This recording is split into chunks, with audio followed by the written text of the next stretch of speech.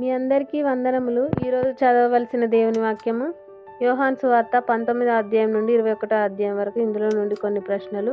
మొదటి ప్రశ్న, ఆ తోటలో ఎవడును ఎప్పుడును ఉంచబడని ఒకటి ఏమి ఉండెను? రెండో ప్రశ్న, ప్రభువు వస్త్రములు వారు ఎన్ని భాగములు చేసిరి? మూడవ ప్రశ్న, ప్రభువును యూదుల రాజా శుభమని చెప్పి ఏమి చేసిరి? నాలుగవ ప్రశ్న, ప్రభువు ఎవరిని అవిశ్వాసివి కాక విశ్వాసివై ఉండమని చెప్పెను?